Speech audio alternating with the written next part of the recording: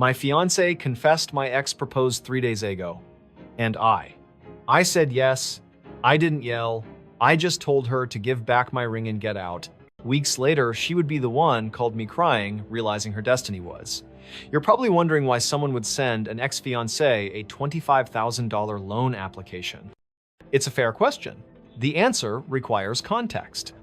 See, I'm 31 years old. I'm an IT manager. My entire life is built on logic. I organize my retirement funds by risk profile. I run regression tests on new software. I plan my meals.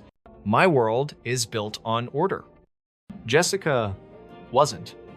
She's 29, works in marketing. She's a whirlwind. Jessica doesn't plan. She manifests. She buys crystals instead of building savings. She believes the universe will provide. For 3 years, I thought our opposing natures balanced each other out. I was the anchor, she was the kite. We'd been engaged for 8 months. I was working extra side projects, network security setups for small businesses to build our wedding fund. We had $30,000 sitting in a joint account for the venue, the catering, the flowers. Or rather, I had put in about $27,000 of it. She'd put in $3,000 and a lot of Pinterest boards. I'd bought her the ring she pointed to on Instagram. $15,000. 4 months of late night coding and debugging someone else's mess. An investment. Then Chad showed up. He was her high school ex, a startup entrepreneur who lived in Austin, drove a rented BMW, and posted nonstop about disrupting markets and billionaire mindsets. He didn't have an office. He just had an Instagram account and a lot of confidence. Jessica was mesmerized. She started talking about him. He's just so bold, Ryan, she'd say. He's not afraid to chase what he wants. It all came to a head on a Tuesday night. I was home paying bills. She walked in. She wasn't crying. She looked relieved. She slid the $15,000 ring off her finger and placed it on the coffee table, right next to the power bill I had just paid. Chad proposed, she said.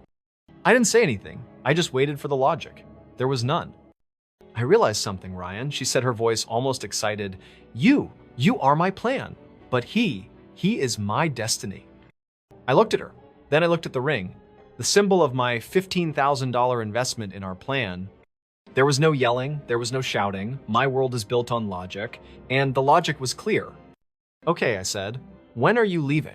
Her face faltered. The relief vanished. She was expecting a fight.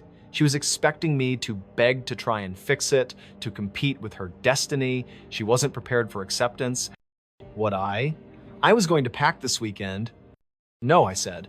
I stood up. You're leaving right now. Ryan, don't be like this. You made your choice, Jessica. The destiny part of your life starts tonight.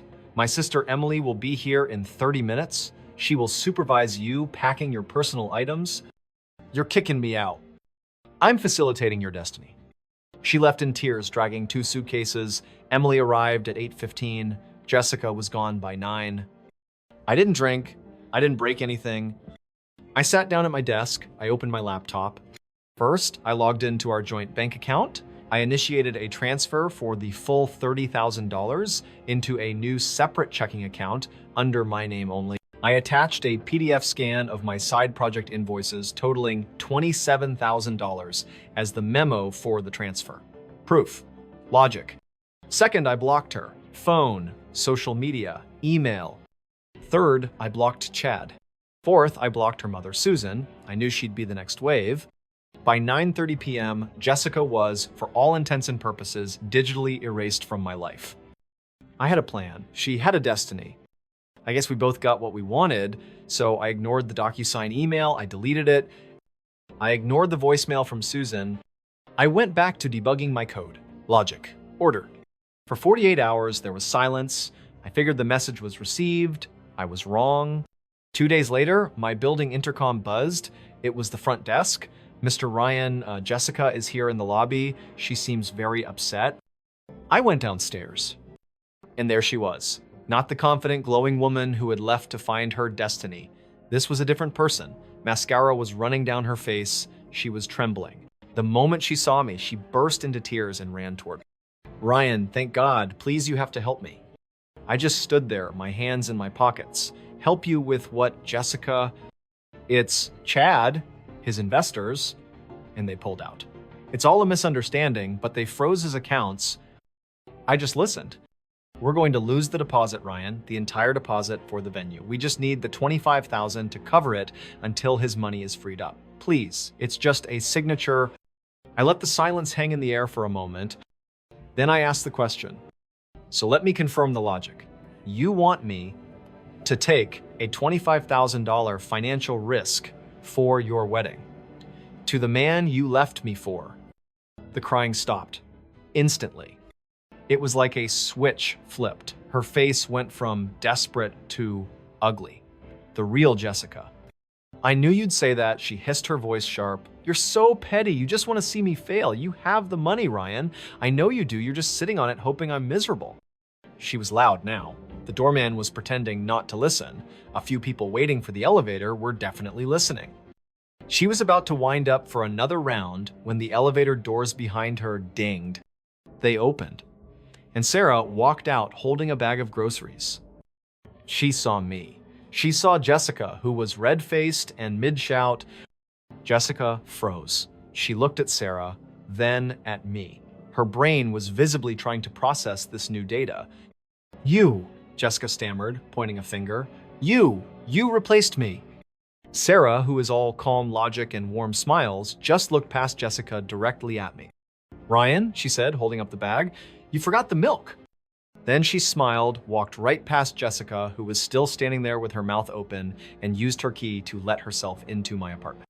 Jessica just stood there, silent. All the fight, all the rage, all the entitlement, it just drained out of her. She looked defeated. She didn't say another word. She just turned around and walked out of the lobby. She stood in the lobby screaming that I was petty. She was right, but not in the way she thought. She thought I was acting out of spite, out of jealousy. What she didn't know, what she couldn't know, is what I'd been doing for the last 48 hours. See, Jessica works in marketing. When she looks at Chad, she sees a brand. She sees the rented BMW, the Instagram posts, the billionaire mindset. She sees the image. I work in IT. I don't see images. I see data structures. And when I got that DocuSign email, my anger wasn't loud. It was methodical. It was clarifying. Jessica sees a destiny. I saw a security risk. So I didn't get drunk. I didn't call my friends to complain. I made coffee, I sat down at my terminal, and I started to run diagnostics. I made a vow to myself the night she left. I wouldn't let her chaos turn me into a bitter, angry person. I wouldn't let her break my logic.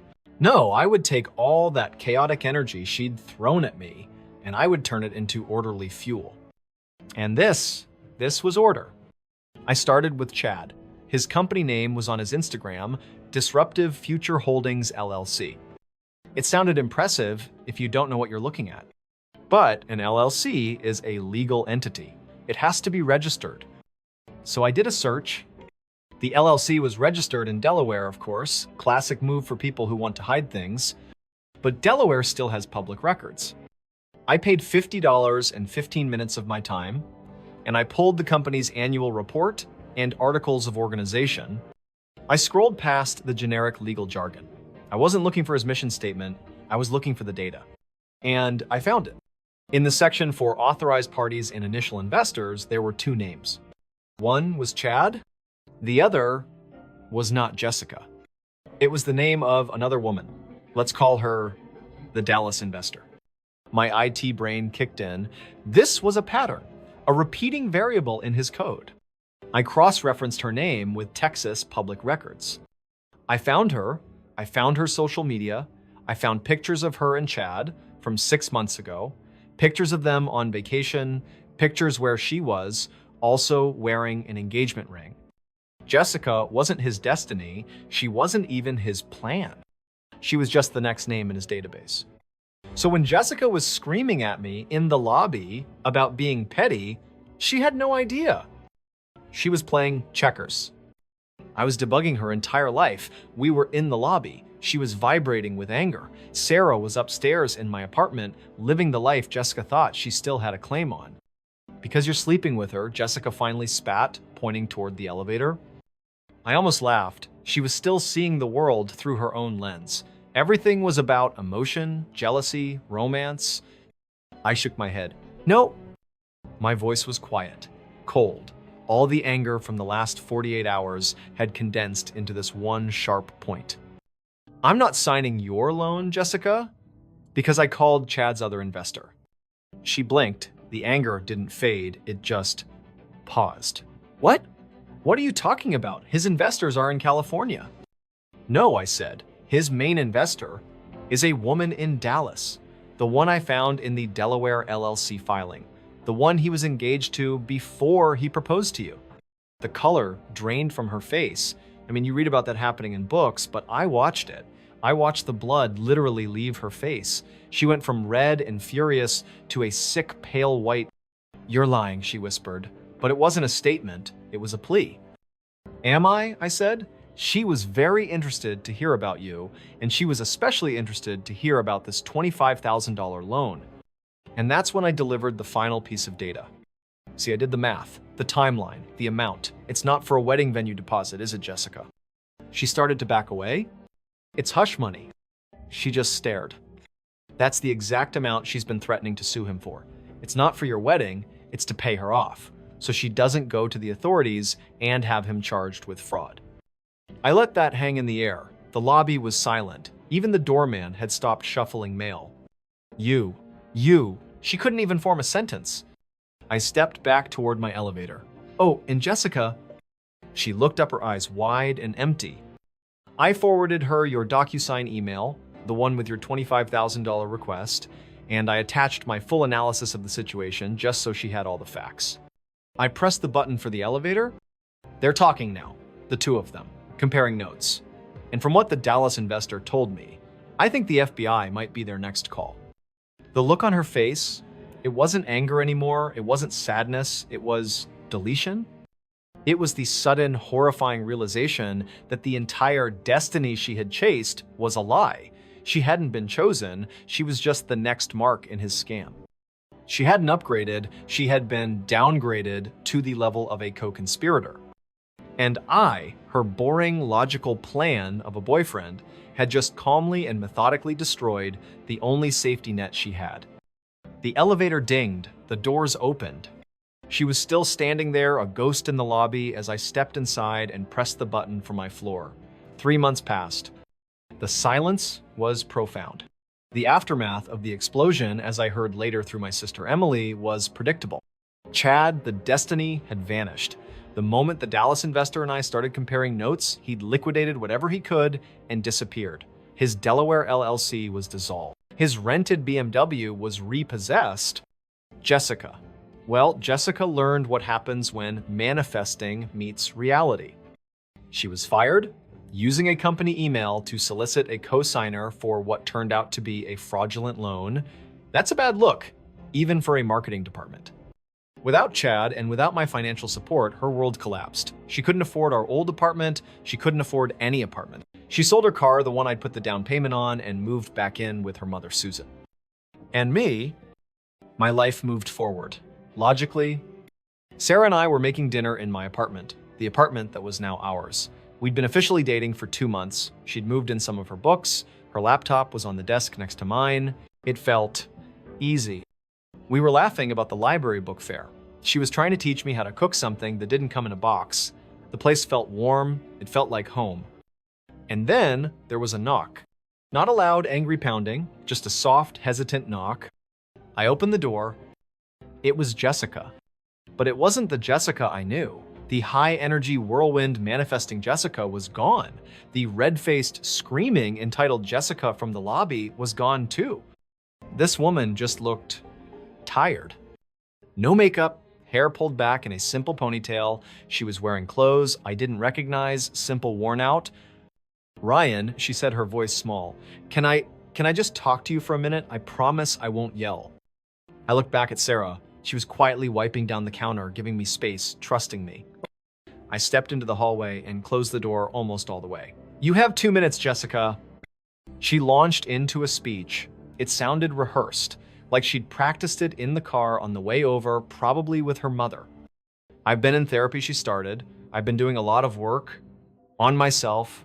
I realized I had this pattern of chasing excitement instead of valuing stability. I just listened. I know what I did was unforgivable. I see that now. I was so focused on the image of Chad, I didn't see the reality of you. You were always so good to me, so stable, so real. And I threw it away for nothing. She took a deep breath, like she was getting to the hard part.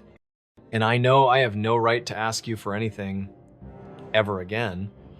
But I was just wondering, maybe if you'd be willing to just get coffee sometime, just as friends.